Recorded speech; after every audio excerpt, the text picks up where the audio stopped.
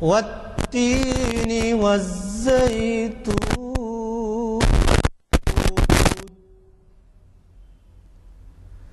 وطور سينين وهذا البلد الأمين لقد خلقنا الإنسان في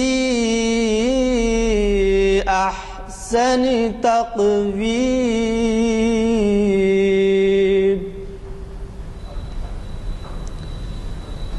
ثم رددناه أسفل سافلين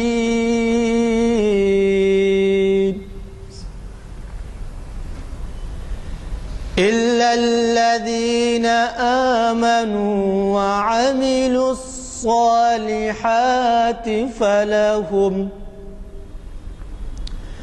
فلهم أجر غير ممنون فما يكذبك بعد بالدين أليس الله بأحكم الحاكمين أليس الله بأحكم الحاكمين صدق الله العظيم. حضرات، جیسے کہ آپ واقف ہیں، آج تاریخ اسلام کی 623ویں نشست بروز 14 دسمبر 2013 عیسوی مطابق 10 صفر المظفر 1435 ہجری بروز ہفتہ بعد نماز عصر جامع مسجد عالیہ گن فاؤنڈری حیدرآباد کے کانفرنس ہال میں منعقد ہو رہی ہے، اور ہمیں شہر کے بلکہ ریاست کے ہی نہیں بلکہ ہندوستان کے ایک مشہور اسکالر ڈاکٹر سید اسلام الدین مجاہد ہمیں مخاطب کر رہے ہیں۔ یہ انہی کا دیا ہوا عنوان ہے جس آپ میں سے کئی کو سابقہ پڑھ چکا ہوگا، اور جن کو نہیں پڑھا ہے اللہ سے دعا ہے کہ وہ ان کو اس کی زیارت نصیب کرے۔ یہ حجر اسود تاریخی حقیقت اور معنویت، اس کے بارے میں میں زیادہ اس لیے نہیں بولوں گا، وہ خود بولیں گے، کہیں گے وہ۔ بہرحال حج میں جو منظر دیکھا جاتا ہے یہ کہ اس کے اوپر اس کا بوسہ لینے کے لیے بہت سے حضرات یعنی اس طریقے سے اس پر اردو کا جو لفظ ہوتا ہے ٹوٹ پڑتے ہیں کہ دیکھنے کا نظارہ رہتا ہے، اور بہت مشکل سے جو ہے لوگوں کی خواہش پوری ہوتی ہے۔ حالانکہ وہ رات کے 12 1 1 2 2 3 3 بجے بھی اگر جائیں تو اس پہ بھیڑ رہتی ہے، اور اس کی چونکہ حقیقت اور معنویت کے بارے میں میں ذکر نہیں کر رہا ہوں، وہ آپ سن لیں گے۔ اور یہ بھی آپ واقف ہیں کہ ہمارے آج کے پرچے جو ہیں یہ اویلیبل ہیں، یہ دستیاب ہیں، آپ ان کو لے سکتے ہیں۔ اگر ایک سے زائد بھی چاہیں تو لے جائیں اور اپنے لوگوں کو اپنے حلقوں میں تقسیم کریں، کیونکہ اس میں بہت ہی اہم عنوان سے پیر کے دن ایک خطاب ہونے والا ہے، اور وہ ہے نکاح اور طلاق شرعی احکام کیا ہیں۔ اور وجہ یہ ہے اس کے بارے میں مجھے ذکر کرنے کی کہ پہلے کچھ آج سے 20-30 سال پہلے شاذ و نادر ہی طلاق کے بارے میں سنتے تھے، لیکن اب آج کل یہ ہو گیا ہے کہ یہ بہت عام ہو گئی ہے بات، اور اس کو دیکھنا ہے تو فیملی کورٹس میں جا کے دیکھیے جو جھگڑے ہیں کہ کس قدر اس کی شرح میں اضافہ ہو گیا ہے۔ اور اس سے ہمیں ڈاکٹر سید رئیس الدین صاحب مخاطب کر رہے ہیں۔ یہ شریعت انفارمیشن کی 517ویں نشست ہے، اور اس کے بعد علامہ اقبال کا جو کی نشست ہوتی ہے ہماری ہفتہ واری محفل اقبال شناسی، اس کی 738ویں نشست ہے، اور وہ بھی ایک بہت ہی اہم عنوان سے ہے مسجد خرطبہ ایک تجزیاتی تحسین۔ یہ جو ہے شہر کے ہی نہیں ملک کے ایک نامور اسکالر مایانہ اسکالر محمد ضیاء الدین نیّر صاحب مخاطب کر رہے ہیں۔ اس میں چھپ گیا نا, سب گیا مگر عنوان پھر کاٹ کے دینا نا. وہ جو صاحب کا نام چھپا ہے وہ شاید کچھ مجبوری کا اظہار کرے ہیں, اور اس وجہ سے ان کی جگہ عنوان تو وہی رہے گا, لیکن یہ جو صاحب آپ کو مخاطب کرنے والے ہیں وہ بھی بڑے اسکالر ہیں, ایاز الشیخ ان کا نام ہے. تو ضرور آپ شرکت فرمائیں اور اپنے ساتھیوں کو بھی ساتھ لیتے آئیں کہ وہ بھی استفادہ کر سکیں. میں ہمارے آج کے مقرر ڈاکٹر سید اسلام الدین مجاہد صاحب سے گزارش کرتا ہوں کہ وہ شہنشین پر تشریف لائیں اور ہمیں. الحمدللہ رب العالمین والصلاة والسلام علی رسول الکریم وعلی آلہ وصحبہ اجمعین والعاقبۃ للمتقین. فاعوذ باللہ من الشیطان الرجیم. بسم اللہ الرحمن الرحیم. ان الصفا والمروۃ من شعائر اللہ فمن حج البیت او اعتمر فلا جناح علیہ ان یطوف بینہما ومن تطوع خیرا فإن اللہ شاکر علیم. صدق اللہ العظیم. ساری حمد و ستائش اور ساری کبریائی اور ساری بزرگی اس خالق و کون و مکان کے لیے سزاوار ہے جس کا کوئی شریک و سہیم نہیں ہے, جس کا کوئی ساتھی اور ساجی نہیں ہے. ہم گواہی دیتے ہیں اس بات کی کہ اللہ وحدہ لا شریک ایک ہے اور محمد صلی اللہ علیہ وسلم اس کے آخری سچے رسول ہیں. قابل احترام بزرگان ملت اور عزیز نوجوان ساتھیوں, آج تاریخ اسلام کے موقع پر میں نے جس عنوان کو منتخب کیا وہ حجر اسود کی تاریخی حقیقت اور معنویت ہے. یہ عنوان اس لیے میں نے منتخب کیا کہ عام طور پر جو لوگ ایک خدا کو نہیں مانتے ہیں ان کے پاس وہ یہ سوال کرتے ہیں کہ آپ بھی جب حج کو جاتے ہیں تو ایک پتھر کو بوسہ دیتے ہیں, اس کو چومتے ہیں. اگر ہم یہ کام کریں تو یہ شرک کہلاتا ہے, اور اگر آپ یہ کام کرتے ہیں تو یہ آپ اس کو توحید قرار دیتے ہیں. تو یہ ایک قسم کی غلط فہمی ہے, ایک قسم کی بدگمانی ہے. اس کو دور کرنا ضروری ہے. بہت سے لوگ بہت سے کام کرتے ہیں اور ہم اس پر اعتراض کرتے ہیں اور کہتے ہیں کہ یہ بت پرستی ہے, یہ شرک ہے, یہ اصنام پرستی ہے. لیکن جب پلٹ کر وہ لوگ ہمارے تعلق سے یہ بات کہتے ہیں تو ہمارے پاس مسلمانوں کا ایک بہت بڑا طبقہ ایسا ہے جو اس کا صحیح جواب نہیں دے سکتا ہے. بہت سے لوگوں کا یہ جواب ہوتا ہے کہ لاکھوں حاجی چونکہ یہ عمل کرتے ہیں لہٰذا ہم بھی یہ عمل کر رہے ہیں. بات ایسی نہیں ہے. میں نے قرآن مجید کی جو آیت آپ کے سامنے پیش کی کہ اللہ تعالیٰ نے بہت سے مقامات, جو لوگ حج کو جا کر آئے ہیں وہ جانتے ہیں کہ مناسک حج میں بہت سے مقامات ایسے ہیں جن کو اللہ تعالیٰ نے شاعر اللہ کہا ہے, یعنی اللہ تعالیٰ کی علامتیں ہیں. یہ اللہ تعالیٰ نے ان کو بطور سمبل کے دنیا کے سامنے رکھا ہے. اصل فی نفسی ہی اس کے اندر کوئی تقدیس کا پہلو نہیں ہے, اس کا کوئی احترام کرنا اس لیے نہیں ہے کہ اس کے لیے کوئی روایت نہ ملتی ہو, بلکہ اس کا احترام اس لیے کرنا ہے کہ اللہ تعالیٰ نے اس کا حکم دیا ہے ہمیں. حجر اسود بظاہر ایک پتھر ہے,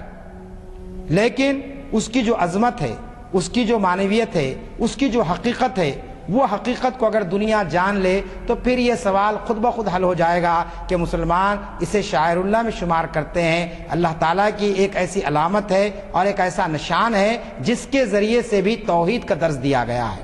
آپ جانتے ہیں کہ 4000 سال پہلے حضرت ابراہیم علیہ الصلوۃ والتسلیم جب خانہ کعبہ کی تعمیر کر رہے تھے تو اس وقت آپ ایک ایسے وادی یعنی غیر ذی زرع میں جہاں انسان تو انسان کا جانور کا بھی کوئی تصور نہیں تھا, وہاں پر آپ کو اللہ تعالیٰ نے حکم دیا کہ یہاں پر ایک ایسا اللہ کا گھر تعمیر کرے جہاں دنیا کے مختلف حصوں سے لوگ آئیں گے اور اس کی زیارت کریں گے. چنانچہ اللہ کے حکم پر آپ نے اس گھر کی تعمیر کا آغاز کیا, اور جب تعمیر ہونے لگی تو پھر آپ کے ساتھ آپ کے بیٹے موجود تھے حضرت اسماعیل علیہ الصلوۃ والتسلیم. ان کے تعلق سے روایات میں آتا ہے کہ وہ پتھر اٹھا کر دیتے اور حضرت ابراہیم علیہ السلام اس طریقے سے دیوار کی تعمیر کرتے جاتے. جب پوری مکمل ہو گئی تعمیر تو بطور نشانی کے آپ نے ایک پتھر وہاں پر لگانا کا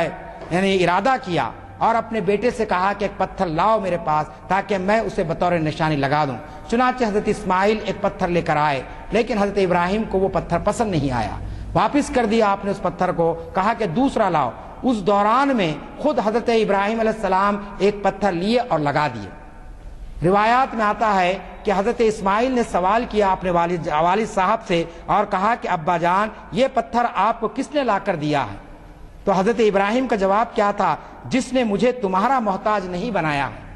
آپ اندازہ لگا سکتے ہیں کہ باپ اور بیٹا وہاں پر ہے, کوئی اور چیز وہاں نہیں موجود ہے، کوئی اور انسان موجود نہیں ہے، کوئی انجینئر نہیں ہے، کوئی لیبر وہاں دوسرا موجود نہیں ہے، ایسے وقت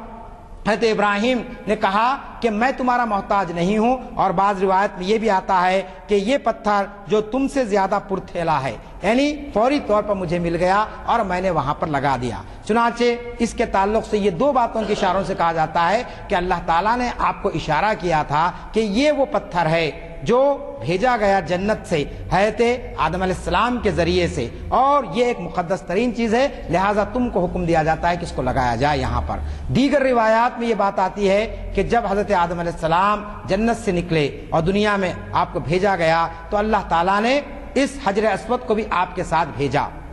تاکہ دنیا انسانیت کے سامنے اللہ تعالیٰ کی ایک علامت ظاہری طور پر ان کے سامنے رہے۔ چنانچہ حضرت آدم علیہ السلام اس پتھر کو لے کر یہاں پر آئے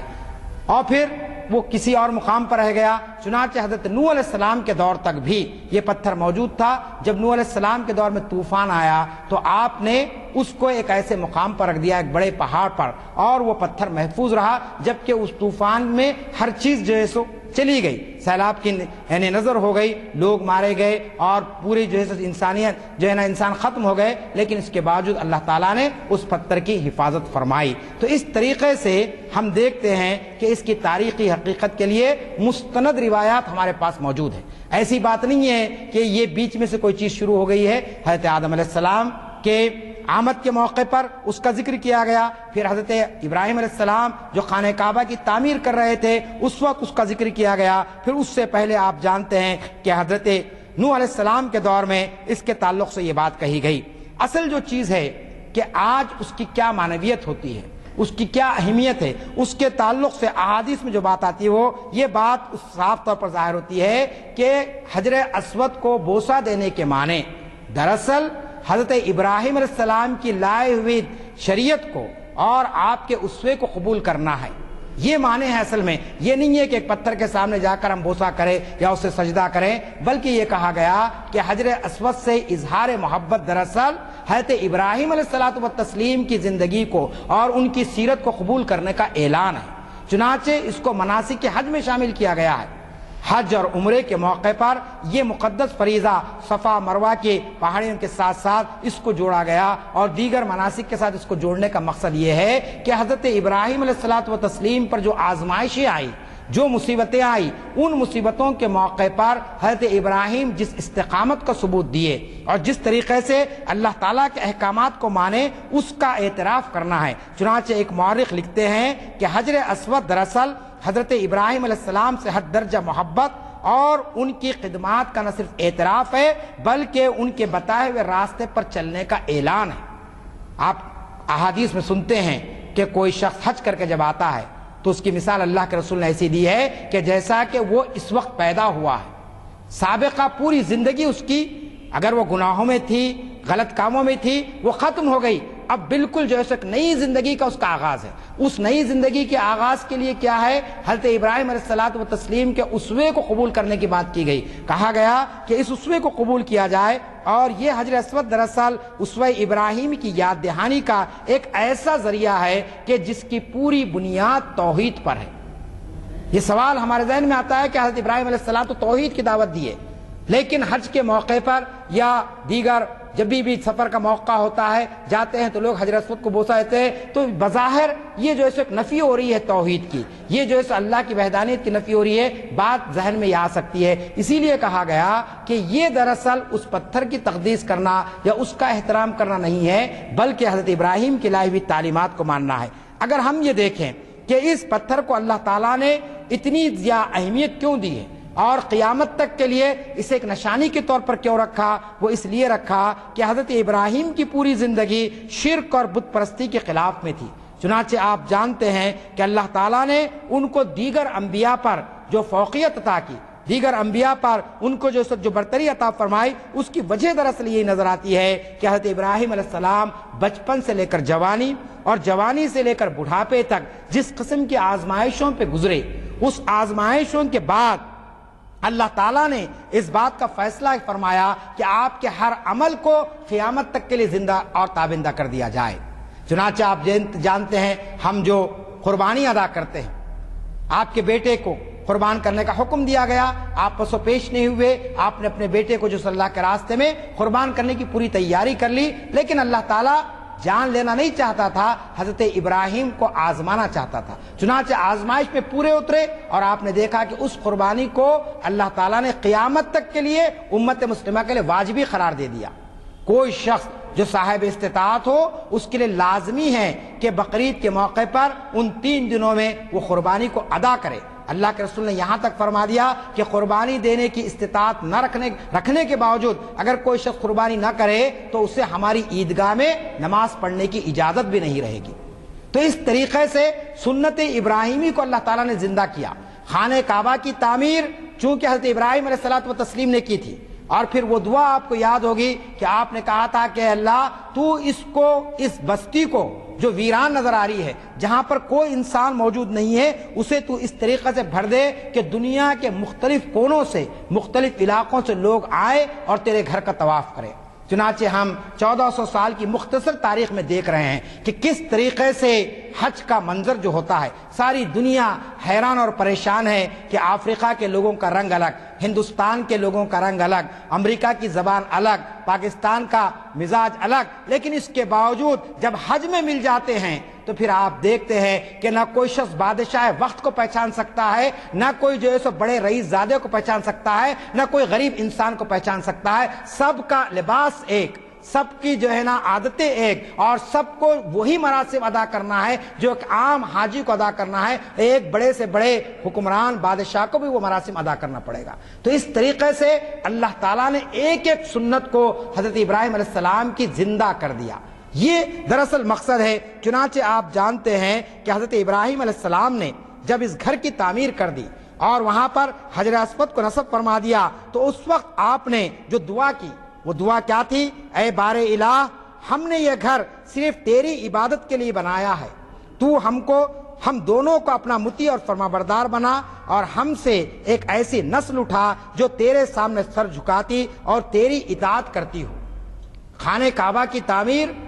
کا مقصد صرف یہ نہیں تھا کہ اللہ نے حکم دے دیا اللہ کا گھر تعمیر ہو گیا، بلکہ یہ دعا بھی آپ نے کی کہ تو ایسے لوگوں کو یہاں پر لا جو تیری اطاعت کا اعلان کرے، جو تیری فرمانبرداری کا اعلان کرے، اور پھر اس طریقے سے اس کو آباد کر کہ آپ دیکھتے ہیں کہ لوگ وہاں پر جاتے ہیں۔ اللہ تعالیٰ نے حضرت ابراہیم کی دعا کو قبول فرمایا، اور قبول فرما کر خانہ کعبہ کی تعمیر کے بعد حضرت ابراہیم کو حکم دیا کہ لوگوں میں اس کی زیارت کرنے اور وہاں پہنچ کر مراسم عبودیت ادا کرنے کا اعلان کریں۔ چنانچہ وہی نتیجہ ہے کہ لاکھوں کروڑوں انسان ہر سال حج کے لیے جاتے ہیں۔ آپ اخبارات میں پڑھتے ہیں حج کے موقع پر کہ لوگ اپنی پوری زندگی کی پونجی بچا کر، پیسہ بچا کر جو ہے حج کے لیے جاتے ہیں۔ ہر مسلمان کی یہ دلی آرزو ہوتی ہے کہ زندگی میں ایک مرتبہ اللہ تعالیٰ اپنے گھر کے طواف کرنے اور اس کی زیارت کرنے کا موقع عنایت فرمائے۔ ہر مسلمان کی آرزو ہوتی ہے، چاہے وہ کتنا ہی غریب کیوں نہ ہو۔ تو یہ آرزو، یہ تمنا اس گھر کے طواف کی، اس گھر کے زیارت کی، کیوں؟ اس لیے کہ وہ گھر محض اس لیے تعمیر کیا گیا تاکہ ہر انسان کے دل میں اللہ کی توحید اور اللہ کی وحدانیت اس کے اندر پیدا ہو، اس کا دل اس بات پر مطمئن ہو جائے کہ میں اس گھر کے طواف کے لیے جو آیا ہوں، اس گھر کا جو طواف کا یہ زیارت جو کر رہا ہوں، یہ اصل مالک حقیقی ہے، اس کے سوا اور کوئی طاقت نہیں ہے، اس کے سوا اور کوئی ایسی ہستی نہیں ہے جو مجھے دنیا میں عزت دے سکے، جو مجھے دنیا میں منصب دے سکے۔ تو اس طریقے سے آپ دیکھتے ہیں کہ حجر اسود اللہ کے شاعر میں سے ہیں، جس کے معنی شاعر اللہ کا لفظ ہم استعمال کرتے اصطلاح میں، اس کے معنی کیا ہے؟ اس کے معنی یہ ہے کسی حقیقت کا احساس دلانے والی اور اس کا مظہر اور نشان ہے۔ یعنی کس حقیقت کا؟ کہ یہ اللہ تعالیٰ کی طرف سے حکم یعنی تاکید کیا گیا پتھر ہے، اور یہ جو ہے اللہ تعالیٰ کی ایک نشانی ہے، ایک بنیاد ہے۔ چنانچہ اصطلاح دین میں شریعت سے مراد اصطلاح دین میں شاعر اللہ سے مراد اللہ اس کے رسول کی طرف سے وہ ساری چیزیں ہیں جو اللہ تعالیٰ نے اپنی نشانیوں کے طور پر دنیا کے سامنے رکھی ہیں۔ یہ چیز اصل ہے، اللہ نے حکم دیا ہے لہٰذا اس کا بوسہ کیا جاتا ہے، اللہ کے رسول نے حکم دیا ہے اس کو چھوا جاتا ہے، اس کی طرف جو ہے نا رکھ کر یعنی دعائیں کی جاتی ہے، کیونکہ اللہ تعالیٰ کا حکم ہے۔ اگر آپ اس چیز کو عام معاشرے کے اندر لا کر کہیں گے کہ صاحب وہ بھی ایک پتھر ہے اور یہاں پر بھی ایک چیز موجود ہے اور سارے لوگ جا کر جو ہے اس کا طواف کر رہے ہیں، لہٰذا اگر ہم بھی طواف کریں گے تو کیا اس کے اندر گناہ کی بات ہے؟ آپ جانتے ہیں کہ ایک بہت ہی غلط قسم کی بدعت مسلمانوں میں پروان چڑھ رہی ہے۔ اب 1 مہینے کے بعد وہ مبارک مہینے کا آغاز ہونے والا ہے کہ نبی اکرم صلی اللہ علیہ وسلم کی ولادت باسعادت کا مہینہ ربیع الاول کا جو مبارک مہینہ ہے، آپ دیکھ رہے ہیں کہ ہمارے پاس لوگ ماڈل بنا رہے ہیں، خانہ کعبہ کا ماڈل بن رہا ہے اور دیگر ماڈلز بنا رہے ہیں، اس کی نمائش ہو رہی ہے، اور کم علم طبقہ، دین سے جو دور طبقہ ہے وہ جا رہا ہے، اس کا جو ہے نا اس پہ ہاتھ پھیر رہا ہے، اس کا بوسہ لے رہا ہے، اس کو سجدے کر رہا ہے۔ آپ بتائیے اس کی کیا شریعت میں گنجائش ہے؟ کوئی گنجائش نہیں ہے۔ کیوں؟ اس لیے کہ ہم حجر اسود کو، صفا و مروہ کو اور ان مقدس مقامات کو جو مناسک حج میں شامل ہے، یا جو یعنی آپ جانتے ہیں کہ حضور اکرم صلی اللہ علیہ وسلم کے حیات طیبہ میں یا صحابہ کرام میں جو عمل نہیں تھا وہ عمل ہم کرنے لگے ہیں، اور ہم سمجھ رہے ہیں کہ ہم صحیح ہیں، ہم سچے دین پر چل رہے ہیں۔ تو اس قسم کی غلط فہمیوں کو ہم کو دور کرنا چاہیے۔ اور سب سے پہلی بات یہ ہے کہ یہ جو حجر اسود کو جو بوسہ دیتے ہیں یا اس کو ہاتھ لگا کر ہم کس بات کا اعلان کرتے ہیں کہ بندہ اپنے رب کے ساتھ اپنے عبد بندگی کا اظہار کرتا ہے۔ کہ حجر اسود کو بوسہ دینا دراصل اس بات کا اعلان ہے کہ اللہ تو نے اور تیرے رسول نے ہم کو اس بات کا حکم دیا ہے، اس کی تاکید کی ہے، لہٰذا ہم یہ کام کر رہے ہیں۔ لیکن اس کے ساتھ ساتھ ہم اس بات کا اعلان کر رہے ہیں کہ ہم تیرے بندے ہیں، ہم حجر اسود کے بندے نہیں ہیں، ہم کسی اور چیز کے بندے نہیں ہیں، ہم تیرے بندے ہیں، ہم تیری اطاعت کریں۔ چنانچہ حجر اسود کو احادیث میں آتا ہے یمین اللہ بھی کہا گیا ہے۔ یمین اللہ کے معنی اللہ کا ہاتھ۔ یہ بہت ہی اہم نقطہ ہے، یعنی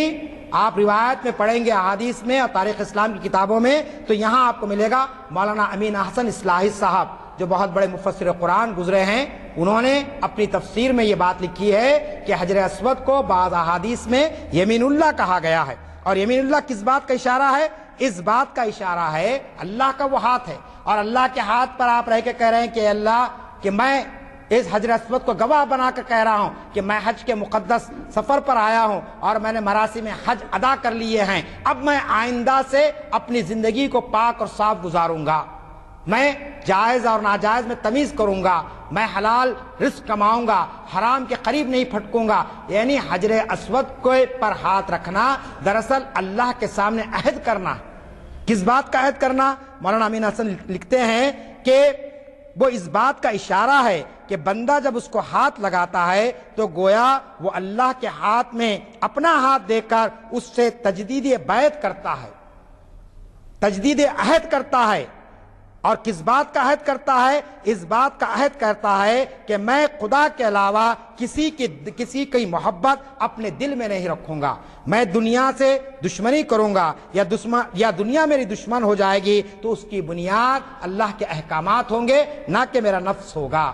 آپ غور فرمائیے کہ ایک حجر اسود ہے پتھر بظاہر، لیکن اللہ کا یہ ہاتھ ہے، اور اس اللہ کے ہاتھ پر ہم اس بات کا عہد کرتے ہیں کہ ہم اللہ سے وفاداری کا اعلان کرتے ہیں، اللہ سے عہد کا اعلان کرتے ہیں۔ اور یہ تجدید عہد جتنا زیادہ ہوگا اتنا زیادہ ایمان پختہ ہوگا، اتنا زیادہ انسان کے اندر اللہ تعالیٰ سے محبت پیدا ہوگی، اللہ تعالیٰ کے سامنے جو ہے نا وہ اپنے آپ کو جو ہے نا گناہوں سے اپنے آپ کو بچانے کی کوشش کرے گا۔ چنانچہ بہت سے لوگ ہر سال جاتے ہیں حج کو،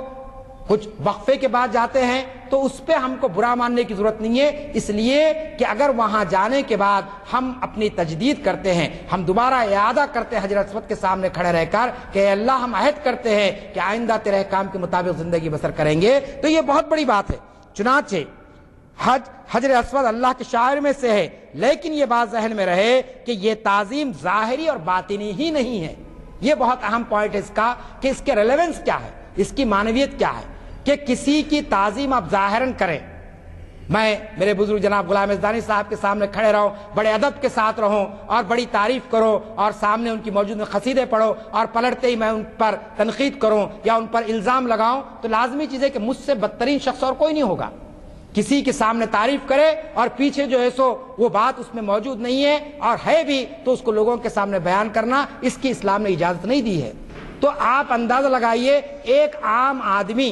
ایک بزرگ شخصیت کے تعلق سے آپ کو جب یہ بات کہی گئی کہ اس کے تعلق سے آپ کو پیٹھ پیچھے کچھ کہنے کا حق حاصل نہیں ہے، تو پھر یہاں یہ سوال آتا ہے کہ حجر اسود کے ساتھ ہم رسمن تو اس کی تعظیم کریں، رسمن تو جو ہے تو اس کا بوسہ لے، لیکن اس کے بعد ہم اللہ سے عہد کرنے کے بعد، حجر اسود کو گواہ بنانے کے بعد اپنی زندگی کو صحیح راستے پر نہ گزارے تو پھر یہ تعظیم ہمارے لیے غیروں کی طرح کی تعظیم ہو جائے گی، جیسا کہ غیر لوگ جا کر کرتے ہیں کسی بھی مندر میں جا کر، کسی بھی اور مقامات پر جا کر، اور اس کے بعد ان کی زندگی میں کوئی تبدیلی نہیں آتی ہے۔ چنانچہ مفسرین نے لکھا ہے کہ حجر اسود کا بوسہ لینا یا اسے چھونا یہ دراصل اس کی تعظیم ظاہری ہے، لیکن اصل جو باطنی یہ ہے کہ انسان اپنے دل میں حجر اسود کو دیکھتے ہوئے اس بات کا عہد کرے کہ وہ احکام الہی کی کبھی خلاف ورزی نہیں کرے گا۔ یہ عہد اس کا ہونا چاہیے کہ میں کبھی کوئی احکام خلاف ورزی نہیں کروں گا۔ شریعت اسلامی پر پابندی ہونا، اپنی زندگی میں حلال و حرام کی تمیز پیدا کرنا اور دنیاوی آسائشوں کے لیے ناجائز طریقے اختیار نہ کرنا، یہ دراصل حجر اسود سے اصل تعظیم ہے۔ آپ جانتے ہیں کہ کسی بھی چیز سے جب آپ محبت کرتے ہیں تو اس کے تقاضوں کی تکمیل ضروری ہے۔ انسان اگر ظاہری محبت تو کرے لیکن جس مقصد کے خاطر وہ چیز کو رکھا گیا اس کی تعظیم نہ کرے تو لازمی چیز ہے کہ وہ چیزیں یہاں پر اس کے لیے مؤثر ثابت نہیں ہو سکتی ہے۔ اور دوسرا جو پہلو ہے جو سب سے اہم میں آپ کے سامنے رکھنا چاہتا ہوں کہ حضرت ابراہیم علیہ السلام جو خلیل اللہ کہلائے، اللہ کے دوست، آپ جانتے ہیں کہ اللہ کے دوست کا جو درجہ ان کو ملا ہے، وہ اللہ کے دوست کو درجہ ملنا دراصل یہ بھی اس بات کا ثبوت ہے کہ انہوں نے جو احکامات اس دور میں نافذ کیے اور اللہ کے رسول نے حضرت ابراہیم علیہ السلام کی شریعت کے بہت سارے پہلو آپ کو ہماری اپنی شریعت اسلامی ملتے ہیں۔ چنانچہ آپ دیکھتے ہیں کہ اسوہ ابراہیمی کو ہمارے لیے بہت آسان کر کے رکھا گیا ہے، اس پر عمل کرنا ہمارے لیے لازمی قرار دیا گیا ہے۔ چنانچہ حضرت ابراہیم علیہ السلام کی لائی ہوئی شریعت یا آپ کا لایا ہوا دین جو بالکل توحید خالص پر ہے، وہی دین نبی اکرم صلی اللہ علیہ وسلم کے ذریعے ہم تک اللہ تعالیٰ نے پہنچایا ہے۔ اللہ کے رسول کی تعلیمات کو آپ دیکھیے اور حضرت ابراہیم علیہ السلام کی تعلیمات کو دیکھیے تو آپ دیکھیں گے کہ دونوں بالکل ایک پیرلل سطح پر چلتے ہیں، کسی قسم کا ان میں کوئی تضاد اور کسی قسم کا کوئی اختلاف آپ کو کہیں پر بھی نظر نہیں آئے گا۔ چنانچہ حضرت ابراہیم علیہ السلام کو خلیل اللہ کا جو مقام اللہ تعالیٰ نے عطا فرمایا وہ دراصل حجر اسود کے ذریعے بھی ہم کو اس کا پیغام یہی ملتا ہے کہ انسان چاہے کتنے ہی نامساعد حالات سے گزرے اور چاہے اس پر کتنی ہی مشکلیں آئیں، اس کے سامنے یہ شعر رہنا چاہیے۔ یہ کوٹیشن ہے مولانا محمد علی جوہر کا شعر انہوں نے یہاں پر کوٹ کیا تھا جو میں بھی آپ کے سامنے پڑھنا چاہتا ہوں کہ توحید تو یہ ہے کہ خدا حشر میں کہہ دے یہ بندہ دو عالم سے خفا میرے لیے ہے۔ مولانا جوہر کا شعر ہے یہ، ابھی ان کی 10 دسمبر کو یعنی یوم پیدائش کا دن تھا ان کا۔ ہمارے بزرگوں کو چاہیے، نوجوانوں کو چاہیے کہ ان لوگوں کے کارنامے بھی ہم پڑھیں، ان کے بھی جو اس واقعات کو سمجھیں۔ چنانچہ آپ جانتے ہیں کہ مولانا جوہر کا یہ شعر کہ توحید تو یہ ہے کہ خدا حشر میں کہہ دے یہ بندہ دو عالم سے خفا میرے لیے ہے، اس کی بھی مثال ہم کو یہاں پر ملتی ہے ابراہیم علیہ السلام کے وسیلے سے حجر اسود تک۔ چنانچہ ان سارے واقعات کو اگر ہم سامنے رکھتے ہیں تو یہ بات بھی ہمارے سامنے آ جاتی ہے کہ بظاہر جو چیزیں اللہ تعالیٰ نے اپنی امانت یعنی اپنی علامت کے طور پر دنیا کے سامنے رکھی ہیں وہ دراصل عبادت کے لائق نہیں ہے۔ اصل عبادت تو اسی خالق و کون و مکان کی جائے گی جس نے ان ساری علامتوں کو ہمارے سامنے رکھا ہے۔ یہ ایک اہم ہمارے لیے نقطہ اس کے اندر یہ ملتا ہے کہ یہ سارے جو مراسم ہم ادا کرتے ہیں، چاہے حج کے موقع پر، عمرے کے موقع پر یا پھر کسی اور مقامات پر جو بھی علامتیں اللہ تعالیٰ نے رکھی ہے، ان کو ہم دیکھ کر یہ محسوس کرتے ہیں کہ یہ چیز اللہ تعالیٰ نے ایسے موقع پر نازل کی تھی، اس کا مقصد یہ تھا اور اس طریقے سے یہ کام ہم کو کرنے کا حکم دیا گیا تھا۔ آپ اندازہ کیجئے 4000 سال پہلے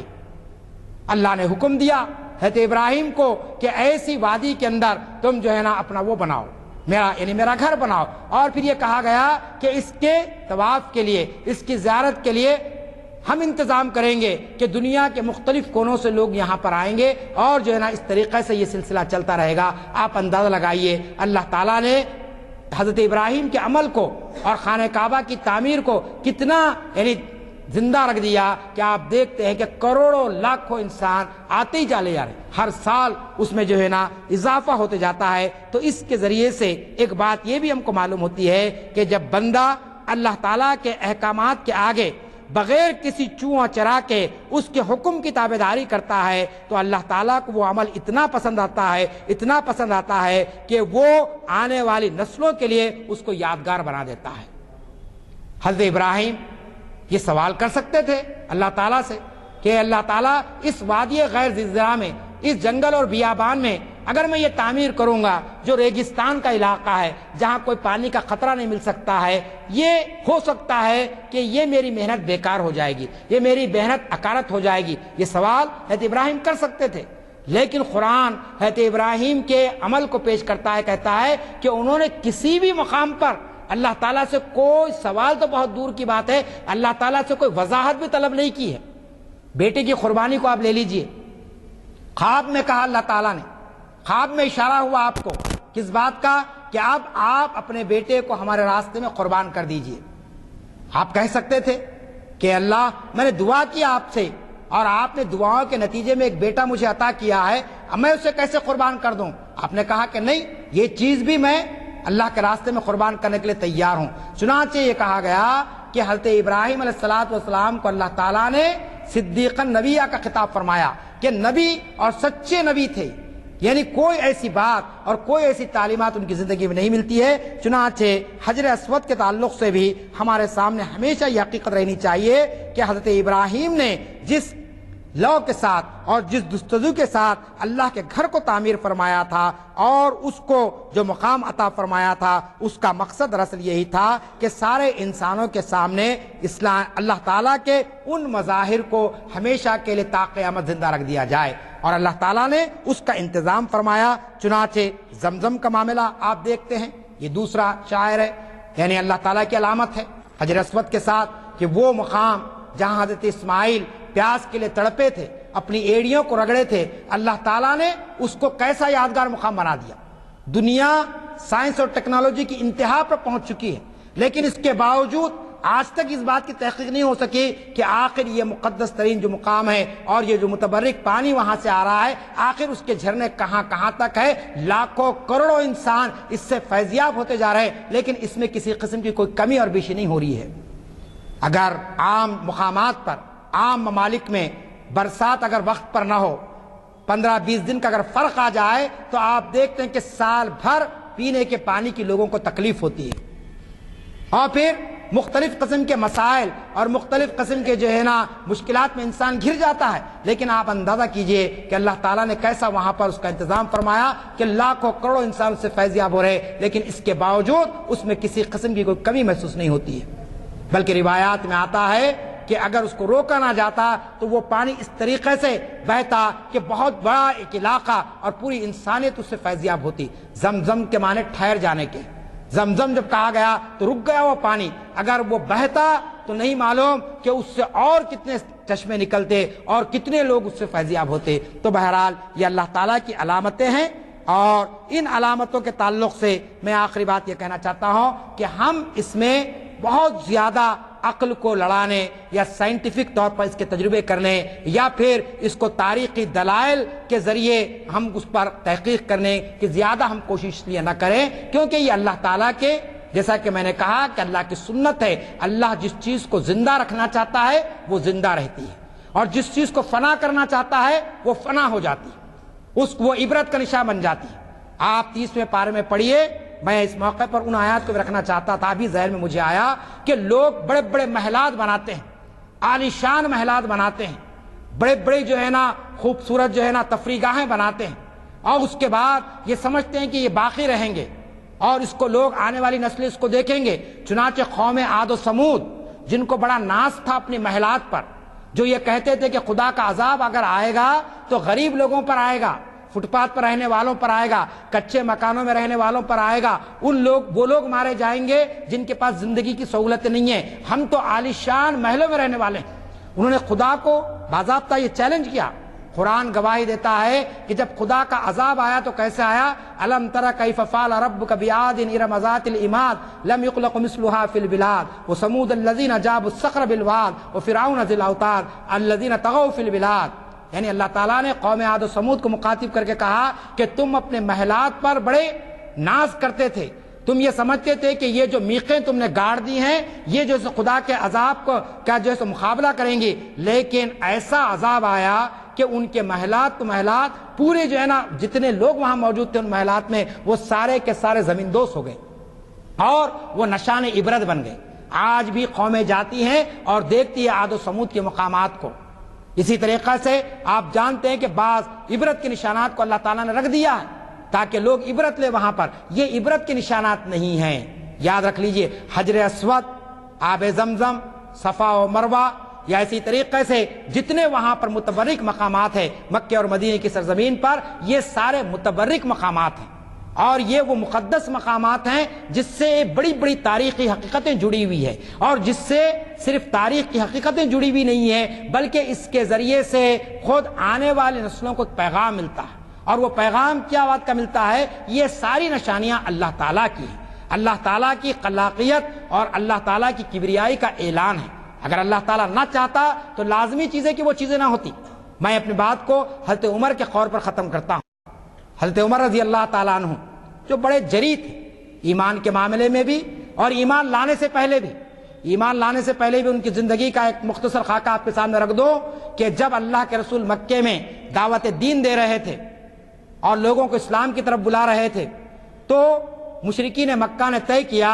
کہ اس ہستی کو ختم کر دیا جائے تاکہ کوئی نام لینے والا باقی نہ رہے، اسلام کا نام باقی نہ رہے. چنانچہ سارے لوگ جمع ہوئے اور جمع ہونے کے بعد یہ طے کیا گیا کہ جو بھی جو ہے نا یہ کام انجام دے گا وہ مکے کا بڑا جری رہے گا، وہ بڑا بہادر رہے گا. چنانچہ آپ جانتے ہیں تاریخ اسلام نے آپ میں پڑھا ہوگا کہ حضرت عمر اللہ کے رسول کو ختم کرنے کے لیے نعوذ باللہ کھلی تلوار لے کر نکلے تھے،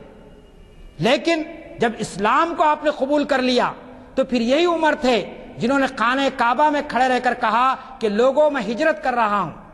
اگر کوئی بیوی اپنا جو ہے نا بیوہ ہونا چاہتی ہے اپنے شوہر کو بھیجے مقابلے کے لیے، اگر کوئی جو ہے نا باپ اپنے بیٹوں کو یتیم کرنا چاہتا ہے تو وہ آئے میرے مقابلے کے لیے. اتنی بہادر شخصیت تھی، اس کھلے عام انہوں نے ہجرت کی. چنانچہ حجر اسود کے تعلق سے بھی ان کے بڑے تاریخ ساز الفاظ ہیں. انہوں نے کہا کہ اے حجر اسود تو میرے لیے کوئی مقدس نہیں ہے، میرے لیے کوئی احترام کی چیز نہیں ہے، لیکن میرے اللہ نے اور میرے رسول نے تیرے تعظیم کا حکم دیا ہے لہٰذا میں تیری تعظیم کرتا ہوں، ورنہ میری نظر میں تو ایک پتھر سے بڑھ کر کچھ نہیں ہے. یہ ایمان کی کیفیت ہمارے اندر ہونی چاہیے کہ جہاں اللہ نے حکم دیا، جہاں اللہ کے رسول نے حکم دیا وہاں ہم کو اپنا یعنی اس سر تسلیم کر لینا ہے. یہ نہیں ہے کہ صاحب اس کے اندر کچھ ہیلے حوالے کیے جائے، اور جس چیز کا جواز اللہ کے احکامات میں یا رسول کے ارشادات میں یا صحابہ کرام کی زندگیوں میں نہیں ملتا ہے اس کو اپنی طرف سے ایجاد کرنے کی آپ کو اجازت نہیں دی جاتی. چنانچہ یہ مقدس ترین مقامات ہیں، ان کی ایک اہمیت ہے، ان کی معنویت ہے. خدا کے لیے ان چیزوں کو آپ ہندوستان کے معاشرے میں لا کر یا کسی متبرک مقامات پر جا کر آپ اگر وہ چیزیں کر کے یہ سمجھے کہ صاحب وہاں پر بھی عمل ہوتا ہے یہاں پر بھی اگر ہو رہا ہے تو یہ شرک ہو جائے گا آپ کا. اور شرک آپ جانتے ہیں اللہ کی نظر میں سب سے بڑا گناہ ہے. ہر گناہ اللہ تعالیٰ معاف کرتا ہے سوائے شرک کے. ان الشرک لظلم عظیم کہا گیا کہ خدا کی وحدانیت میں، خدا کی کبریائی میں کسی اور کو شریک کرنا. حجر اسود کے تعلق سے ایک مقام پر لکھا ہے ایک مورخ نے کہ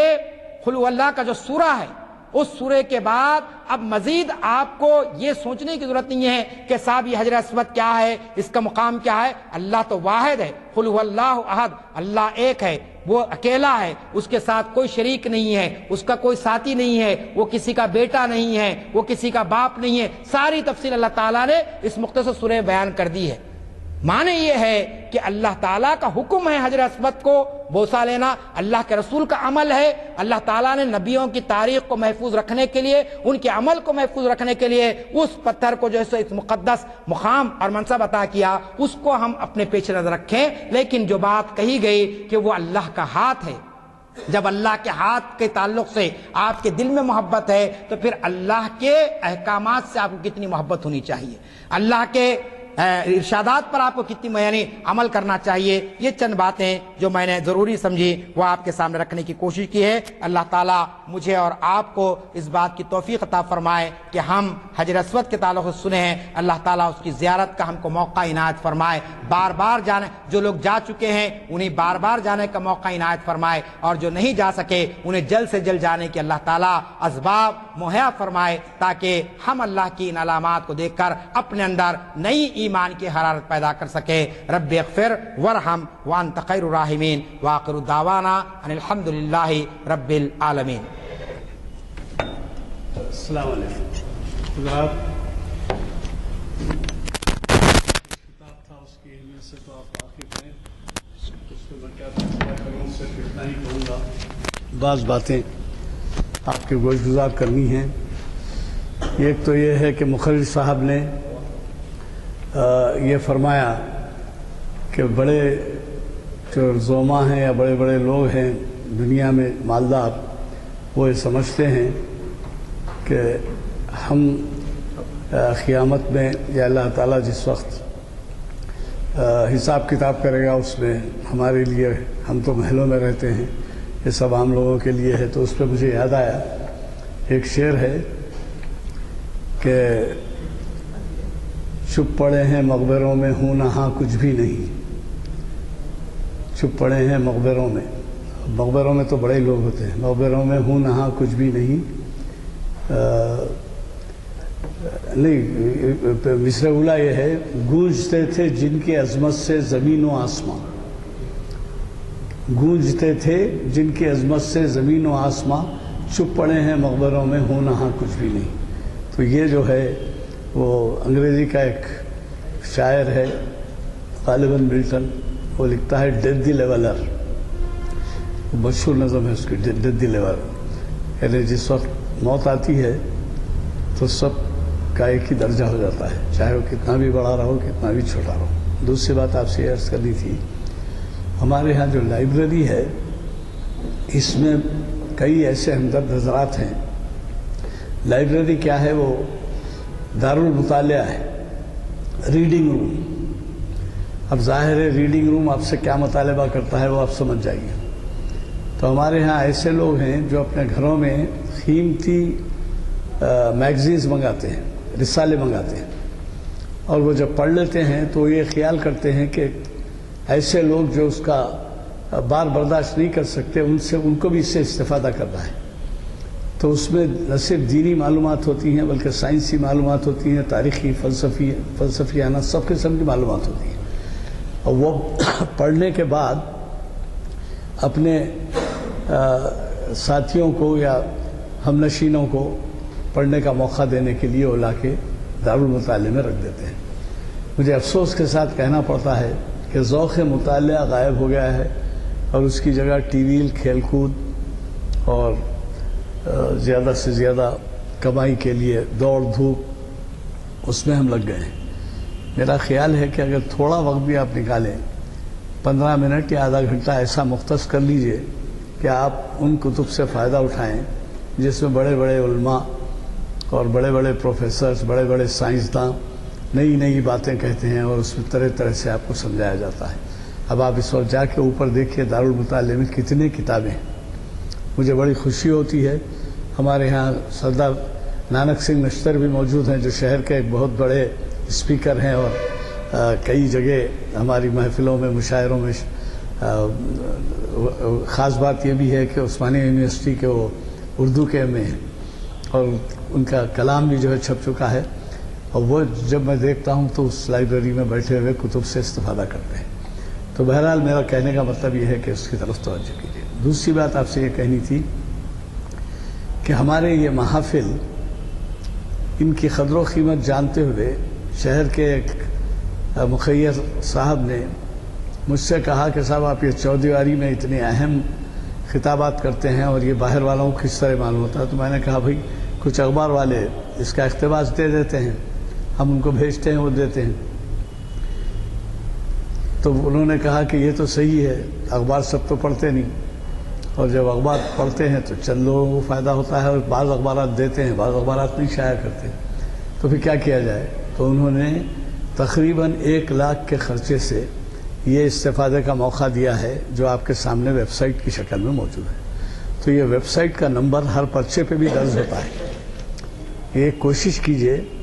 اگر آپ یہاں ہوں تو آپ کے گھر والے اسی وقت دیکھنا بلکہ ضروری نہیں ہے، جب چاہے دیکھ سکتے ہیں، آپ رات میں دیکھ سکتے ہیں، صبح میں دیکھ سکتے ہیں، ویب سائٹ پہ تو آپ واقف ہیں کہ جب چاہے کھول سکتے۔ تو ہمارے تینوں محافل کے جو بھی خطاب ہوتے ہیں وہ فوری، مثلاً یہ آج شام تک کے ویب سائٹ پہ چلے جائے گا، کل دیکھ سکیں گے۔ تو آپ اگر یہاں ہوں تو گھر والوں کو استفادے کا موقع دیجیے، اور آپ خود گھر میں ہوں تو ان کو ساتھ لے کے بیٹھیے اور دیکھیے۔ یہ وقتی بول کے نہیں ہے، رات میں دیکھیے، صبح میں دیکھیے، کبھی بھی دیکھیے۔ لیکن وہ حضرات جو ہمیں والنٹری سروس دیتے ہیں، یہ تو نہیں ہوتا کہ ہم ان سے، یہ وہ حضرات ہیں جو مخاطب کر رہے ہیں آپ کو، ان کو جب اضلاع میں بلایا جاتا ہے یا بیرون شہر، بیرون ریاست،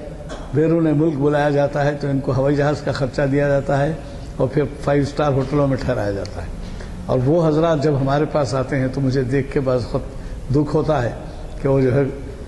کرسیاں خالی ہوتی ہیں۔ علم تو ایسی چیز ہے جو کسی سے بھی ملے وہ علم حاصل کرنا ہمارے لیے ضروری ہے۔ ابھی جن کا ذکر کیا میں، ان کو پاکستان سے بلایا جاتا ہے، بنگلہ دیش سے بلایا جاتا ہے، نانک سنگھ نشتر صاحب، اور وہ کہاں جاتے ہیں نہیں معلوم، بہرحال بہت سی جگہوں سے طلب کیے جاتے ہیں۔ اب وہاں کیا ہے جاننا چاہتے ہیں لوگ، مختلف مذاہب کے بارے میں جاننا چاہتے ہیں، اور آپ کو خود معلوم ہے کہ گرو نانک کے بارے میں اقبال نے کیا کہا ہے، پھر اٹھی توحید کی صدا پنجاب سے، کیا ہے وہ، پھر اٹھی توحید کی صدا پنجاب سے، ملک کو ایک مرد مومن نے جگایا خواب سے، یہ جو ہے ان کے بارے میں کہا گیا ہے۔ پھر میرا چمن وہی ہے، میرا چمن، نانک نے جس چمن میں وحدت کا گیت گایا، میرا وطن وہی ہے، میرا وطن وہی۔ تو یہ باتیں ہیں آپ کو میگزینز میں اور خطابات میں ملیں گی، اس میں آپ ضرور دلچسپی لیجئے اور ساتھیوں کو لائیے، خصوصاً نوجوانوں کو، کیونکہ نوجوان جو ہے 4 گھنٹے 6 گھنٹے ٹی وی کے سامنے بیٹھیں گے، میچ دیکھیں گے، اور 15 منٹ آدھا گھنٹہ مطالعے کے لیے نہیں نکالیں گے، اور اس کے ذمہ دار آپ ہم ہیں۔ میرا خیال ہے کہ اس طرف بھی آپ کی توجہ کی ضرورت ہے، ایک تو کتابوں کے مطالعے کی، اور دوسرے میں نے جیسے کہا اس کی۔ اب آپ کو جیسے میں نے پہلے ہی کہہ دیا ہے، بہت اہم عنوان ہے پیر کے دن کا، نکاح اور طلاق شرعی احکام، یا پہلے کے مقابلے میں آج تک میں اب سچ کہتا ہوں، میں شاید 15 17 18 سال کی عمر کا ہونے تک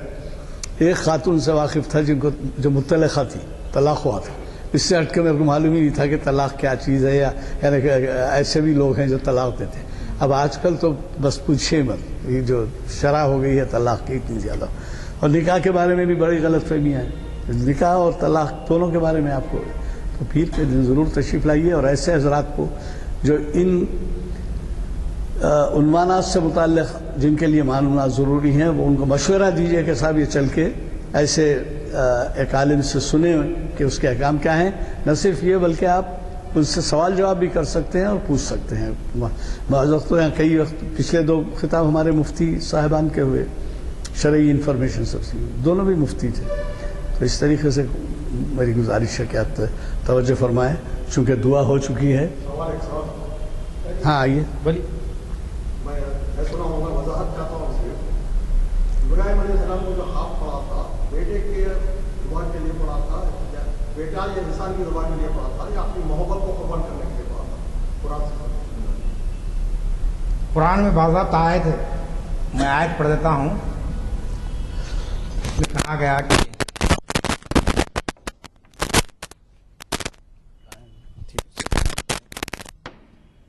قرآن میں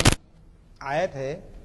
جس سے صاف ظاہر ہو رہا ہے کہ اشارہ بیٹے کی طرف ہی تھا، بلکہ بیٹے کا یہ استعمال ہے، یا بنیا انی ارا فی المنام انی اذبحک فانظر ماذا تری۔ یہ قرآن ہے، آپ نے قرآن سے دلیل چاہی ہے تو قرآن ہی کی آیت ہے جس میں حضرت ابراہیم نے اپنے بیٹے کو مخاطب کر کے کہا، یا بنیا، کہ اے بیٹے، انی ارا، کہ میں نے دیکھا، یا بنیا انی ارا فی المنام، خواب میں دیکھا، کہ انی ازبہو کا کہ میں تم کو ذبح کر رہا ہوں. تو واضح بات یہ تھی کہ اللہ تعالیٰ کا اشارہ بلکہ حکم یہ تھا کہ آپ اپنے بیٹے کو قربان کریں. آپ نے اپنے طرف سے یہ نہیں کیا بلکہ آگے قرآن خود گواہی دے رہا ہے کہ بیٹے سے آپ نے بیٹے کی رائے لی. یا بنی انی ارا فی المنام انی اذبحک فانظر ماذا تری کہ تم کیا کہو گے اس معاملے میں, تمہاری کیا رائے ہے. بیٹا چونکہ باپ کی دعاؤں کا نتیجہ تھا, یہ بات بھی ذہن میں رکھ لیجیے, کیونکہ باپ نے دعا کی تھی رب یہ کہا تھا کہ اللہ مجھے بیٹا عطا فرما, صالح بیٹا عطا فرما. چنانچہ کہا کہ صالح بیٹا کا, چنانچہ اس بیٹے نے جواب دیا کہ یا ابتی انی افعل, کہ آپ وہ کام کر گزریے جس کا آپ نے مجھے حکم دیا ہے. تو یہ اللہ تعالیٰ کی طرف سے حالت خواب میں تھا. اور خواب, آپ یہ ایک سوال پھر یہ آ سکتا ہے کہ بھئی خواب تھا تو پھر حضرت ابراہیم ٹال سکتے تھے. تو نبیوں کے خواب سچے ہوتے, نبی کو جو بھی بات حکم ہوتا ہے وہ سچا ہوتا ہے, اس میں کوئی دو رائے نہیں ہو سکتی. عام انسان کا خواب اس کے اندر بہت ساری چیزیں ہو سکتی ہے, آپ کو سہولت مل سکتی ہے, رخصت مل سکتی ہے, لیکن نبی کو جو خواب ہوتا ہے وہ سچا خواب تھا اور انہوں نے اس کو پیش کیا. اور وہاں پر پھر کہا گیا کہ بھئی یہ مقصد نہیں تھا. پھر آگے جب لٹا دیا آپ نے, چھری چلا دی, تو اس وقت کہا کہ ہم صرف آزمانا چاہتے تھے. تو یہ اس کی تفصیل ہے. مزید ہو چکی ہے.